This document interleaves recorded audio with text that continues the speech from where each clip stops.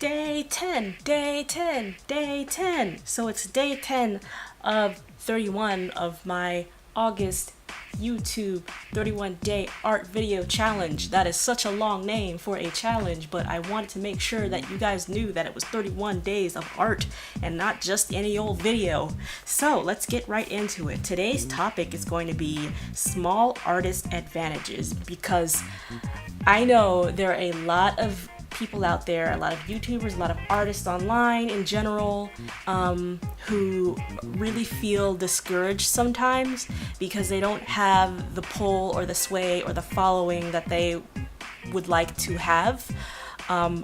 And they're like, kind of smaller artists, and it's kind of hard to get seen, and it gets frustrating a lot, because some people have like this huge following, and then it's kind of hard for the smaller artists to get noticed. And I feel this way sometimes too, because I'm one as well. I'm a small artist. As of this video, I'm a small artist. But I really wanted to look at the positives of being a smaller artist, especially on YouTube and especially on like social media as well. So I'm gonna jump into some advantages right here, right now. So number one I wrote down is it's the perfect time to experiment. So if something doesn't work out, it's not bad to just stop it and try something new. And I know like a lot of people like to like try to jump into something and that'll be their one thing, but trust me, if you do like if you try a lot of little things and you figure out the one thing that you like, you can keep being consistent with that one thing, or even two things if you want to get like, if you like doing more than one thing. I really think it's like the perfect time to experiment, because it leads into the second thing that I wrote down, and that's because there's not quite the expectation of you yet. So when people see you or when people find you, they like what they see and they follow you. But when you're a smaller artist, there's no demand for you to make that certain thing only because that's what I'm watching you for, and you should only make that thing. And there's no obligation or demand for you to upload on certain days, so you don't have the huge following going, oh, where's this thing that you said you were going to post on? Oh, I'm still waiting on that video that you said you were going to make, blah blah blah. I'm going to dislike this and this and this until you make that thing that I said you would like that you said you would make. And like there's no pressure or expectations on you yet, and I think it's the perfect time to like just kind of do what you want to do. And like you don't have to like try to do whatever is popular or anything. You just kind of do what you like. And I think starting out doing what you like is the key, because if you start out trying to please the crowd that you're trying to get the attention of, and then you become known for that thing that you weren't really even passionate about in the first place, you're gonna burn yourself out easier, because you're gonna have these people who will have these expectations of you of a certain kind of material or a certain kind of topic, and you're not gonna want to do it anymore, and it's just gonna be stressful for both you and your watchers. So just start out doing what you want to do. And like a lot of people tell you, a lot of people suggest to newer artists who are starting to post their work online, oh, just do fan art. And it's like, what if you don't want to do fan art? And then, but there's like this obligation. It's like, well, yeah, it does make sense because fan art gets more eyes on your work. So yeah, I guess I'll start out with that. But then it's easy to become locked into that topic and then not draw hardly anything else, So just be careful with that. Strike a balance if you have to, of like thing X that that a crowd will like, and thing Y that that you like already. So there's no expectations on you, and that's like one of the advantages of being a smaller artist.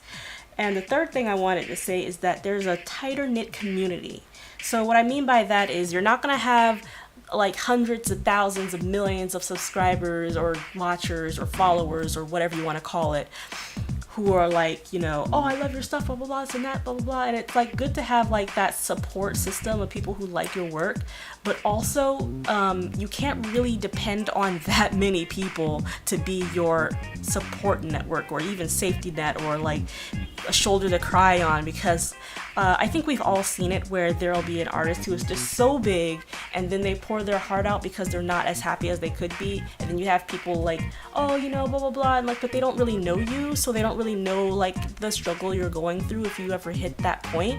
So it's kind of, I always thought it was kind of neat to have like maybe 10 people who like to follow me rather than a million people who don't even know me. So the tighter the knit community really does wonders for you once you find those like connections, and some of them can even become like really close friends. And the people who do watch your videos and who do like and comment and share on your work, like you really get to interact with them more often, and you can really appreciate them and what they have to say a bit more than if you had like 1,000,000 or 1,000 even subscribers or followers or watchers. Because not that I'm saying like bigger people, like bigger, more successful, more popular artists don't appreciate their following, but they're just not able to get through all the messages in the day, and that's totally understandable. It's like they, you know, you become really so inundated really easily, and it gets really busy. So there's no fault of theirs that they have the following that they do. It's just that they're not able to get to everybody.